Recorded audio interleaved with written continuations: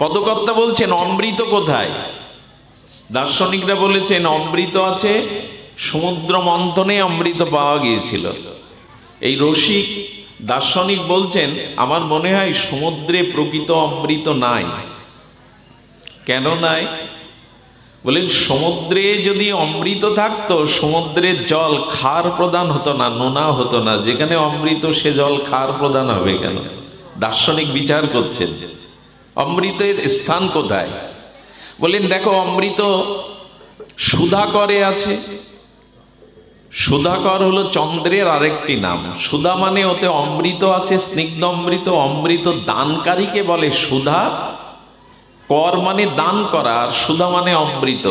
চন্দ্রের মধ্যে অমৃত আছে, এই জন্য চন্দ্রের স্নিগ্ধ জ্যোৎস্না সবাইকে শীতল করে।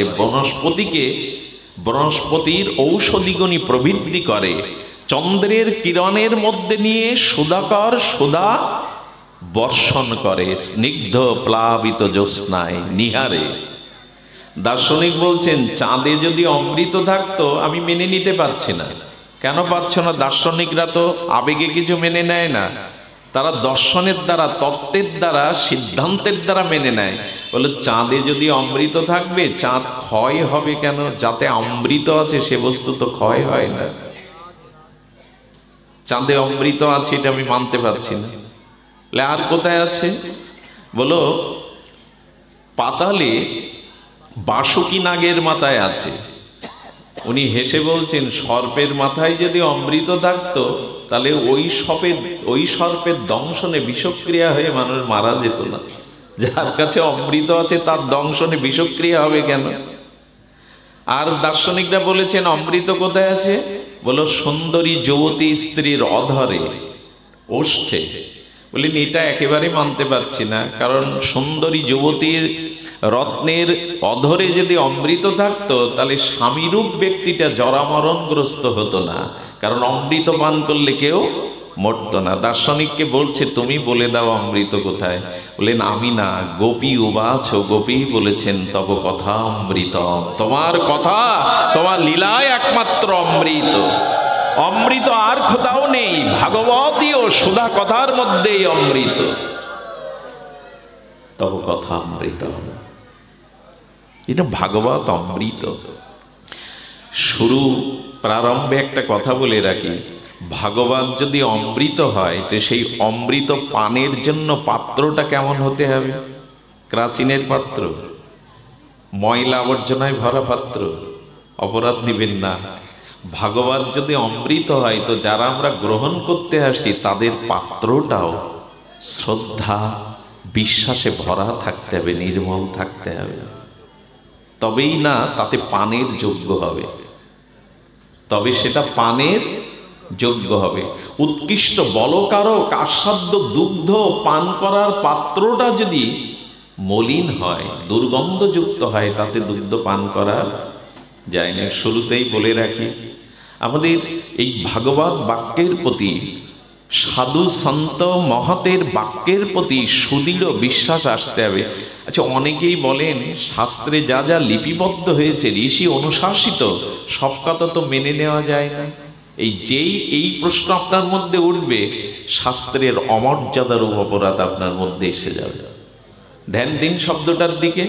শাস্ত্রে যা যা বলেছে অনেকটা আমরা মিলাতে পারি না। আজকাল তো মিডিয়ার যুগ, এমন এমন শাস্ত্র সমালোচনা করা হচ্ছে যেগুলো মানুষের স্মৃতিকে আরো দূষিত করা হচ্ছে। তা সে দীনকৃষ্ণের মতো অনেকেই তৈরি হয়েছে, দূষিত করা হচ্ছে। তো আমি আপনাদের বলবো কখনো কোনো দিনই দুটি জিনিসে কোনো বিন্দুমাত্র সংশয় আনবেন না, তাহলে ভজন সাধন সব চলেই যাবে। একটি হলো শাস্ত্র বাণীতে, দ্বিতীয়টা হলো শ্রী গুরু বাণীতে। এখানে যদি কারো বিন্দুমাত্র কোনো অশ্রদ্ধা এসে যায়, অনন্ত জন্মের সমস্ত স্বীকৃতি ওই মুহূর্তে নষ্ট হয়ে যাবে। গুরুমুখ পদ্মবাক্য চিত্তেতে করিয়া ঐক্য। আচ্ছা শাস্ত্রের বাণী আপনার জাগতিক জাগতিক যে নিয়মে আপনি মানতে পারছেন না, অনেক মানি এরকম আছে। আচ্ছা, 200 বছর আগে কেউ ভেবেছিল কম্পিউটার রূপ জিনিসে সারা পৃথিবী আমার ঘরের মধ্যে আসবে? দাদাজি, 200 বছর আগে কেউ ভেবেছিল যে কম্পিউটার নামক এই যন্ত্রটি আমার ঘরের মধ্যেই সারা বিশ্বকে এনে ফেলবে?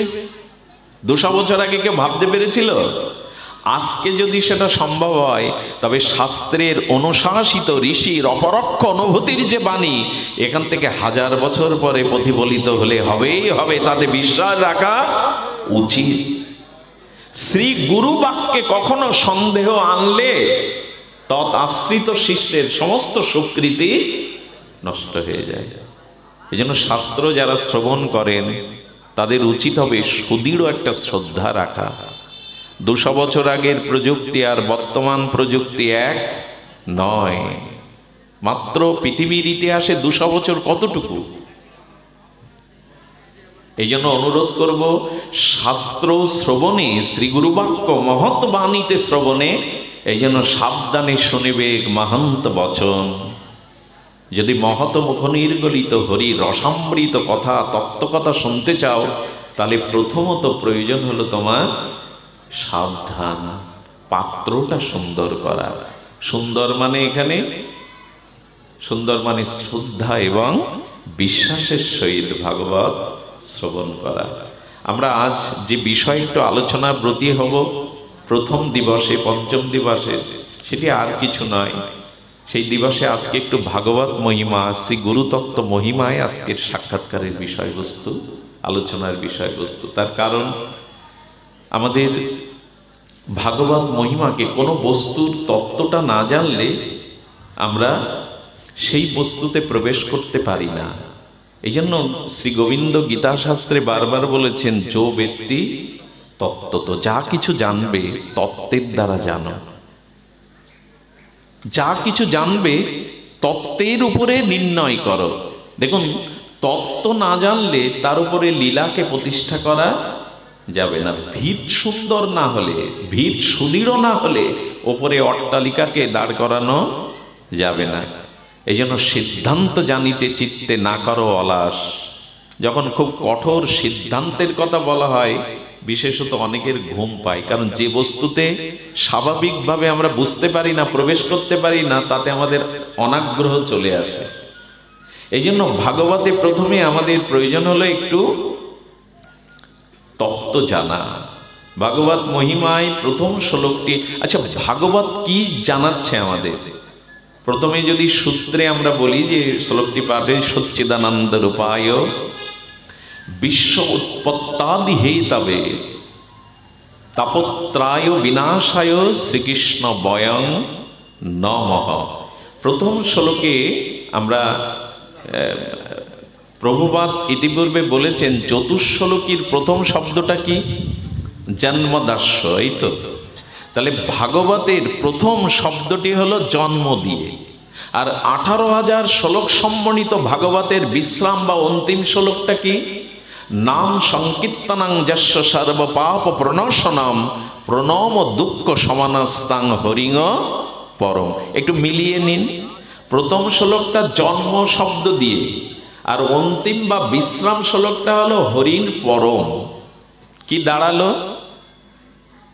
জন্ম তো আমরা নিয়েছি, জন্ম কত জন্মদাস্য, প্রথম শব্দটা জন্ম দিয়ে, জন্ম তো আমরা নিয়েছি, কিন্তু আমাদের বিশ্রামটা, আমাদের অন্তিমটা কি হতে হবে? হরিং পরম। মনুষ্য জীবনের এই দিগদর্শন ভাগবতী নির্ণয় করে দিলেন। জন্ম পেয়েছ, সুদুর্লভ মনুষ্য জন্ম, এখন কি করতে হবে? তোমার অন্তিমটা, তোমার মৃত্যুটা হাসপাতালে যেন না হয়, রোড অ্যাক্সিডেন্টে যেন না হয়, হাহাকার করতে করতে জগতের একগ্রাস বিষয় বাসনা বুকে নিয়ে যেন তোমার মৃত্যু না হয়।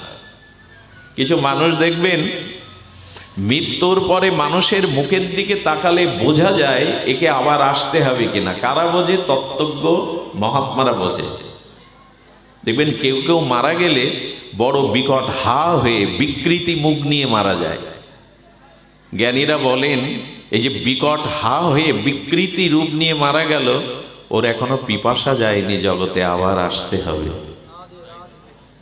আমি অনেক মহাত্মাদের দেহ রক্ষার পরে দেখেছি, তাদের মুখটা দেখে মনে হয় শিশু যেন মায়ের কোলে নিশ্চিন্তে ঘুমিয়ে আছে। যারা নাম নিতে নিতে সারা জীবন শুদ্ধ চিত্তে ভগবানের ভজন করেছে, দেখবেন মৃত্যুর পরে তাদের অঙ্গ জ্যোতিটা বেড়ে যায়। জোর করে চোখ মুখ ঢেকে দিতে হয় না, তারা নীরব শান্ত মনের মতো যেন মায়ের কোলে শিশু ঘুমিয়ে আছে। কারণ কামনা বাসনার স্পৃহা তার নাই, আসক্তি তার নাই।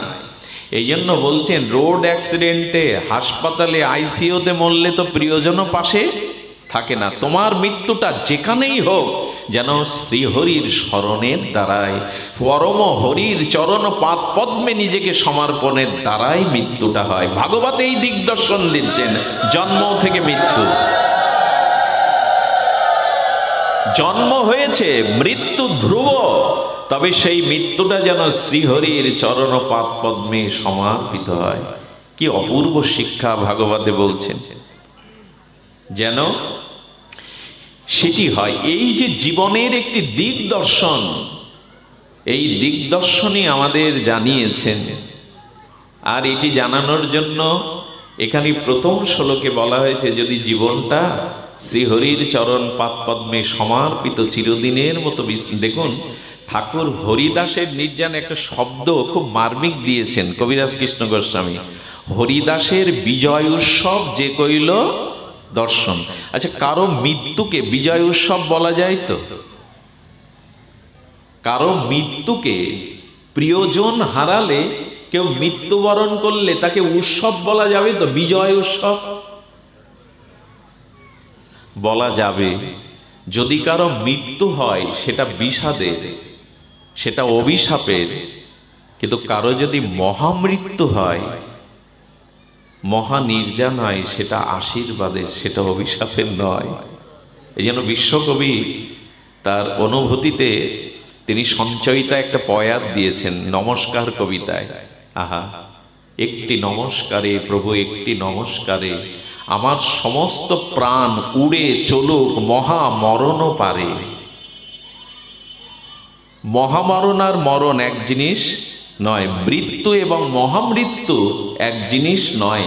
সারাটি জীবন শ্রীগুরু বাক্যে, শাস্ত্রের অনুশাসনে কেউ যদি ভগবত ভজনের দ্বারা এই দেহাবেশ, সংসারের আসক্তি, এগুলিকে বিজয় করে শ্রী ভগবানের চরণ পাদ পদ্ম বুকে নিয়ে ঠাকুর হরিদাসের মতে কথাই বলতে পারে, হৃদয়ে ধরিব তোমার ওরাঙ্গা চরণ, নয়ন হেরিবে তোমার ও চন্দ্র বদন, বদনে উচ্চারিব শ্রীকৃষ্ণ চৈতন্য নাম, এই মতো ইচ্ছা মোর ছাড়িব পরাণ। যদি ভগবানের দিব্য নাম আর তার চরণ বুকে নিয়ে কেউ যেতে পারে, এটা মৃত্যু না, এটা মহামৃত্যু। এটি মহামৃত্যু। এই মৃত্যুটাই আনন্দের, এই মৃত্যুটাই বিজয় উৎসব। কেন জানেন? এই জন্ম মৃত্যু জরাব্যাধি অভিশাপ থেকে আসছে দুর্লভ গোবিন্দ চরণ পেয়ে গেল। এটা বিজয় না পরাজয়? এই জন্ম মৃত্যু চক্র অভিশাপ থেকে চিরদিনের মতো স্বরূপ ধামে, ভগবানের নিত্য ধামে আমি স্বরূপে তার চরণ সেবায় যুক্ত হলাম, এটা বিজয় বলে। এই জন্য কবিরাজ কৃষ্ণ গোস্বামী বললেন, ঠাকুর হরিদাসের চলে যাওয়াটা বিষাদের নয়, বিজয় উৎসব। মৃত্যুটা আমাদের জগতেও দেখা যায়, দেখবেন কেউ কেউ মারা গেলে মিষ্টি বিলায়, ঢাকঢোল পিটিয়ে আনন্দ করে। কারো মৃত্যুতে লোক আনন্দ করে, আর কারো মৃত্যুতে মানুষের চোখ দিয়ে বিন্দু বিন্দু অশ্রু ঝরে, ব্যথিত হয়, এমন জনকে হারালাম। মৃত্যু কি সবার এক? কিছু মৃত্যু জগৎ মানুষে বৃষ্টি বিলায়, আনন্দ উৎসব করে মারা গেলে। কিছু মানুষের চলে যাওয়াটা সমাজকে স্থবির করে যায়, প্রগতিকে পিছিয়ে দেয়, অশ্রু সজল নয়নে রাষ্ট্রীয় শোক পালন হয়। মৃত্যু মহামৃত্যু এক নয়। যদি শ্রী গোবিন্দ চরণে চিরদিনের মতো স্বরূপ স্মৃতিতে বিশ্রাম নেওয়া যায়, এর নাম মহামৃত্যু। আর এই মৃত্যু যার হয়, তিনি জগতে বিজয় প্রাপ্ত হন, শেষ জয়। জীবনের প্রকৃষ্ট শেষ জয় হলো মৃত্যুতে যদি হরিচরণে আশ্রয় নেওয়া যায়। তবে সেটির জন্য আমাদের কি প্রয়োজন? প্রয়োজন একটু ধ্যান দিয়ে শুনতে হবে। প্রয়োজন এইটুকু, এই শ্লোকেই, ভাগবতের প্রথম শ্লোকেই সুখদেব গোস্বামী বলছেন সচ্চিদানন্দ রূপায়। এখানে ভগবানের স্বরূপ, ভগবানের কর্ম, ভগবানের গুণ। যেহেতু ভাগবত মহিমা আজকে সূচনা দিন, এই জন্য আমরা একটু মহিমাতেই আছি। ভাগবত মহিমা কি কোন বস্তুর মহিমা না জানলে, বস্তুর তত্ত্ব নির্ণয় না হলে, চুন আর দই দুধ থেকে একই রকম দেখায়, দুটো আস্বাদন কি এক হয় গো? তো গাল পুড়িয়েই দেয়। এই জন্য শাস্ত্রে বলছেন ভাগবত তত্ত্ব শোনো। শুনুন, ভগবানের কি বলা হয়েছে? সচ্চিদানন্দ রূপায়। আমাদের আনন্দময়, আমাদের প্রেমানন্দময়, সচ্চিদানন্দময় ঠাকুর কি হলো? সচ্চিৎ আনন্দ। এই সচ্চিৎ আনন্দকে জানো। ভাগবতের প্রথম শ্লোকেই বলছেন সচ্চিৎ আনন্দকে জানো। সৎ হলো অস্তিত্ব, বিদ্যমানতা, চিৎ মানে চেতনা, আর আনন্দ প্রত্যেক জীবের অন্তর্নিহিত ঐকান্তিক ইচ্ছা। জীব আনন্দ চায়, দুঃখ চায় না। সৎ মানে অস্তিত্ব, বিদ্যমানতা যার আছে, সবখানে যার স্থিতি, সর্বসময়ে যার স্থিতি, যা অবিদ্যাগ্রস্ত নয়, ধ্বংসশীল, মরণশীল নয়, সেটাই সত্য। তার এক কণা আত্মারূপে আমাদেরকে জানিয়েছেন, আমি আছি বলেই তোমার অস্তিত্ব আছে, আমি আছি বলেই তোমার স্ত্রী পুত্র প্রিয়তা আছে, আমি আছি বলেই তোমার ভালোবাসা আছে। সৎ না থাকলে তোমার অস্তিত্ব থাকবে না। ঈশ্বর কিরূপ? সচ্চিৎ আনন্দময় কৃষ্ণের স্বরূপ। ভাগবতের এই শ্লোকে ভগবানের স্বরূপ নির্ণয় করা হচ্ছে, কর্ম নির্ণয় করা হচ্ছে এবং তার গুণ নির্ণয় করা হচ্ছে। কোন ব্যক্তিকে জানতে গেলে তার স্বরূপকে জানতে হবে, তার কর্ম এবং তার গুণের খোঁজ রাখতে হবে, তবেই সেই মানুষকে প্রকৃত অর্থে আমি জানতে পারবো, অনুভব করতে পারবো। তো ভগবান অনুভূতির বিষয়। শাস্ত্র পড়ে ভগবানকে পাওয়া যায় না। ন মেধয়া না বহু না শ্রুতেন, পাণ্ডিত্যের দ্বারা, মুখস্থ শক্তির দ্বারা, শাস্ত্রের বাণী মুখস্থ করে ভগবানকে পাওয়া যায় না। ভগবান উপলব্ধির বিষয়। সেই উপলব্ধি সচ্চিৎ আনন্দ। সৎ না থাকলে আমাদের অস্তিত্ব থাকে না, সম্বন্ধ থাকে না, প্রিয়তা থাকে না। এই জন্য সৎ। চিৎ কাকে বলে? চেতন। চিৎ মানে চেতন। চেতনটাকে বোঝানো, সৎ বোঝানো যায়, চেতন বোঝানো খুব কঠিন। চেতনকে বোঝাতে গেলে ধূপের একটু আগুন জ্ঞাত অজ্ঞাত সারে আপনার হাতে নিন, ধূপের আগুনের কোন একটু হাতে নিন, দেখবেন জ্বালা করবে, জ্বালা অনুভব হবে। আচ্ছা, মৃত্যুর পরে চিতায় জ্বালালে জ্বালা অনুভব হবে তো? এরই নাম চিৎ, চেতন। চেতনটা মানে চৈতন্যটা চিৎ, যা অনুভব করিয়ে দেয়, অনুভব করিয়ে দেয় চিৎ। চিৎ আছে বলে আমাদের চুলগুলো, নখগুলো বাড়ে। চিৎ আছে বলে মানুষ ঘুমের পরে আবার জেগে ওঠে, নালে মৃত্যু, মানুষ মহামৃত্যুর কবলে কবলিত হলে আর তার ঘুম ভাঙে না। চেতন আছে বিধায় শিশু কিশোর হয়, যৌবনে পদার্পণ করে। কারণ চেতনা না থাকলে, শিশু মারা গেলে 500 বছর ধরে মেডিসিন দিয়ে রাখলে সে কিশোর কোনোদিন হবে না। চিৎ। আর আনন্দের কথা ব্যাখ্যা করার প্রয়োজন নেই, সর্বত জীব আনন্দকেই চায়। জীব আনন্দেরই পিপাসু, আনন্দের পিপাসা প্রত্যেক জীব হৃদয়ের আছে। তাই ভগবানের স্বরূপ হলো সচ্চিৎ আনন্দময়। তাই শাস্ত্র বারবার বলেছেন, ভগবানের চরণাশ্রয় ব্যতীত কোনো জীবের অস্তিত্ব, আনন্দ, চেতনা জাগতে পারে না। সচ্চিৎ আনন্দময়। বিশ্ব উৎপত্তাদি হেতবে। ভাগবতের এক একটি শব্দ, এক একটি শব্দাবলী আমাদেরকে ভাসিয়ে নিয়ে যেতে পারে অনন্তের পথে, স্বরূপের পথে, অত্যন্তিক মঙ্গলের পথে। বিশ্ব উৎপত্তাদি হেতাবে। এখানে সামান্য একটু ব্যাখ্যার প্রয়োজন। দেখুন, শ্রীমন্দিরে যারা ভগবানের বিগ্রহ দর্শন করে, কিন্তু বাইরে এসে কারো মধ্যে, কোনো বস্তুর মধ্যে ভগবান দেখতে পায় না, এদের দৃষ্টিটা সাধারণ। কি বললাম? মন্দিরে যারা ভগবানকে দর্শন করে, কিন্তু মন্দির থেকে বাহিরে এসে যারা কোনো বস্তুর মধ্যে ভগবানকে আর দেখতে পায় না, এদের দৃষ্টি হলো অতি সাধারণ, কিন্তু মন্দির থেকে বেরিয়ে ওই নয়ন মনে যে ভগবানকে দর্শন করলো, ওই দর্শনটা যদি সর্বভূতে সকলের মধ্যে দর্শন করতে পারে, তখনই জানতে হবে তার দৃষ্টি অসাধারণ। আমরা মন্দিরে ভগবানকে দেখি, কিন্তু অন্যের মধ্যে ভগবানকে দেখি না। যতদিন অন্য বস্তুর মধ্যে ভগবানের অস্তিত্বকে না দেখতে থাকবো, ততদিন জানবেন দুটো চোখ কাজ করছে। সেই গুরুদেবের কাছ থেকে কৃপা করে জ্ঞানাঞ্জন শ্লোকায় আর একটা চোখ জাগেনি। দেব দেবীর দেখবেন সব তিনটে চোখ, ভগবান শঙ্করেরও চোখ, আমাদেরও চোখ আর একটা দরকার। মানুষ হোঁচট খেলে পাশের সাথী অনেক সময় বলে, তোর কপালে চোখ নেই কেন? ও কথা বলবে কেন? ওইটা হলো জ্ঞান দৃষ্টি, বিচারের দৃষ্টি, তত্ত্বের দৃষ্টি। এই জন্য শাস্ত্র বলছেন জ্ঞান। আমরা প্রতিদিনই তো প্রার্থনা করছি, অজ্ঞান ত্রিমিরাং ধর্ষ জ্ঞানাঞ্জন শলাকায়। সেই চোখ, সেই যে জ্ঞান চক্ষু উন্মিলন, এটি শ্রী গুরু ব্যতীত আর ভাগবত আশ্রয় ব্যতীত, সাধু সঙ্গ ব্যতীত জাগতে পারেন। একটা কথা বলে রাখি, বিশ্ববিদ্যালয়, কলেজ, বিদ্যালয়ে যে বিদ্যা পান, সেই বিদ্যা জাগতিক অপরা বিদ্যা, কিন্তু বিনা সৎসঙ্গে কারো বিবেক বা বিচার কোনোদিনই জাগতে পারে না। বিনু সৎসঙ্গ বিবেক না হই, তুলসীদাস গোস্বামী বললেন সৎসঙ্গটা এমন একটা বিদ্যালয়, এখানে না এলে কারো বিবেক জাগবে না, কোনোদিন জাগেও নি। বিনু সৎসঙ্গ বিবেক না হই। বিবেক হতে গেলে প্রয়োজন সন্ত সঙ্গ, সাধু সঙ্গ, হরিকথার সংস্রবে আসা, না হলে কারো বিবেক কখনো জাগবে না। চিন্তা করতে পারেন 2023 সালে সারা বাংলাদেশের কলেজ বিশ্ববিদ্যালয়ে 523 জন ছাত্রছাত্রী আত্মহনন করেছে, আত্মহত্যা করেছে। সর্বোচ্চ বিদ্যাপীঠে যদি এই দুর্দশা হয়, শিক্ষা তার মানসিক বিকারকে, অবসাদকে দূর করতে পারেনি।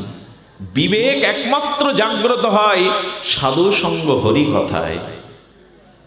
বিবেক জাগাবার আর কোনো বিদ্যালয় নেই, আর কোনো ভার্সিটি নেই, কোথাও নেই। বিনা সৎসঙ্গে আজ পর্যন্ত কারো বিবেক হয়নি, হওয়ার সম্ভাবনা নয়। এই জন্য শাস্ত্রে বলছেন জ্ঞান দৃষ্টির দ্বারা সবার মধ্যে ভগবানকে দেখো। এই দৃষ্টিটাই সর্বভূতে হিতে রতা, ভগবানকে সর্বত যিনি দর্শন করেন তারই প্রকৃত প্রজ্ঞা দৃষ্টি, বিচার দৃষ্টি, তত্ত্বের দৃষ্টি এসেছে। আচ্ছা, এই জন্য বৈদিক সনাতন ধর্মের প্রতিটি নরনারীকে বলা হয়েছে ঘুম থেকে ওঠার পরে নিদ্রায় আর সুখসজ্জায় যাওয়ার আগ পর্যন্ত তোমার প্রতিটি কর্ম যোগ্য, তোমার প্রতিটি কর্ম ভগবানের সমর্পণ হওয়া উচিত। গীতার এই শ্লোকটি বড় আদরণীয়। যৎ করোষি যদন্নাসি যজ্জোষি দাদাসি যৎ তপস্যসি কন্তেও তৎকুরুষ মদর প্রণাম। তুমি যা কিছু করো, যজ্ঞ করো, তপস্যা করো, আহার করো, যা কিছু করো আমাকে অর্পণ করে। তার মানে কি? বিশ্ব উৎপত্তাদি হেতাবে। ভগবান বললেন আমি এই সৃষ্টি চরাচরের মধ্যে ব্যাপ্ত হয়ে আছি, সব জীবের মধ্যে, সমস্ত অনুপরমাণুর মধ্যে আমি আছি। আপনাদের নামদেবের কথা মনে আছে? একাদশীর পরের দিন সকালবেলা পালন করবে। এই নামনিষ্ঠ মহাপুরুষ দুটো রুটি বের করেছে। রুটি বের করে মাখনের কৌটো থেকে একটু মাখন, তুলসী পাতা বের করে নিবেদন করতে যাবে, মাখনটা লাগাতে পারেনি। কুকুর এসে রুটি দুটো ছিনিয়ে নিল। যখন কুকুর ছিনিয়ে নিয়ে দৌড়াচ্ছে, তখন মহাত্মা মাখনের কৌটাটা হাতে নিয়ে বলছে, প্রভু দাঁড়ান, প্রভু দাঁড়ান, মাখনটা তো লাগাতে দিন, প্রভু মাখনটা তো লাগাতে দিন। 1 কিলোমিটার ছুটছে, কুকুরও ছুটছে, নামদেবও ছুটছে। ছুটতে ছুটতে 1 কিলোমিটার হাঁপিয়ে, প্রভু মাখনটা তো লাগাতে দিন। এই গাছতলায় কুকুর দাঁড়িয়ে গেছে। কুকুর দাঁড়ায়নি, কুকুর রূপে ভগবান বিষ্ণু আবির্ভূত হয়ে গেছে। বিষ্ণু আবির্ভূত হয়েছে নামদেব। আমি দেখতে চেয়েছিলাম যে সর্বভূতে আত্মদর্শন তোমার হয়েছে কিনা।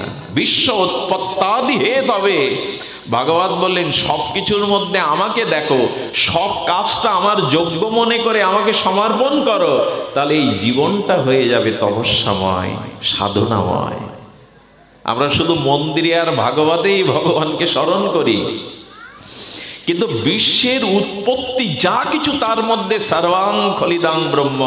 গৌড়ীয় বৈষ্ণব আরেক ধাপ সরল করে বলেছেন, যাহা যাহা নেত্র পড়ে তাহা তাহা কৃষ্ণ স্ফুরে। সর্বাং খলিদাং ব্রহ্ম এই শব্দের সরল ব্যাখ্যা করেছেন, যাহা যাহা নেত্র পড়ে। তো শুনেছি আপনাদের শ্রীমুখে, মহাতের মুখে, ঘুম থেকে উঠেই কি করতে হয়? ঘুম ভাঙার সাথে সাথে গৌড়ীয় বৈষ্ণব গৌর গৌর গৌর গৌর শুরু হলো। প্রথম শব্দটি বেরোলো গৌর গৌর, কৃষ্ণ কৃষ্ণ কৃষ্ণ কৃষ্ণ কৃষ্ণ হয়ে শুরু হলো।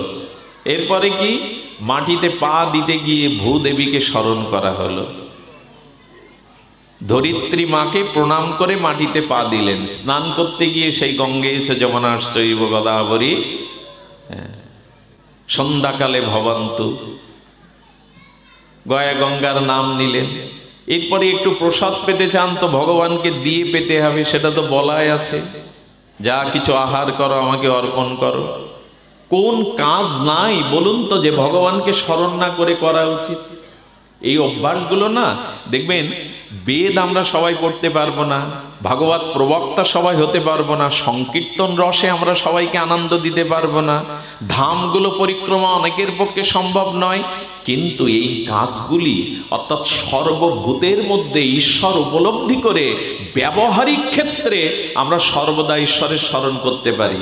আহারে বিহারে শয্যায় বলা আছে না, বাড়ি থেকে যদি কোথাও বেরোন তাহলে প্রথমে কাগজে একটা ভগবানের নাম লিখে বেরোবেন। কারো কাছে কিছু লিখছেন, ওপরে একটা ভগবানের নাম লিখে দিন। এই তো শুরু হলো, কাগজে শুরু হলো তপস্যা।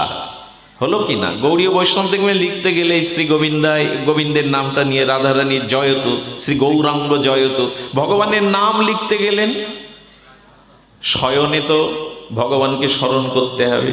এই জন্য ঠাকুর মশাই বলেছেন, খাইতে শুইতে, মহাপ্রভু বলেছেন খাইতে শুইতে উঠিতে বসিতে যথাতথা নাম লওয়া। ঠাকুর মশাই কি বলেছেন? সুখে থাকো দুঃখে থাকো, গৃহে থাকো বনে থাকো, সদা হরি বলে ডাক। আচ্ছা, এইটুকু তো পারা সম্ভব। বেদ পাঠ করা, তীর্থ পর্যটন করা, হিমালয়ের শিখরে ওঠা, এটা সম্ভব না হতে পারে, কিন্তু প্রতিটা কার্যে ভগবানকে স্মরণ করা তো সম্ভব। এটাই জীবন বদলে দেবে, এটাই জীবন বদলানোর মন্ত্র। এই জন্য হলে বিশ্ব উৎপত্তাদি হেতাবে, যা কিছু দেখছো সব আমার উৎপত্তি, আমি সর্ববস্তুর মধ্যে আছি।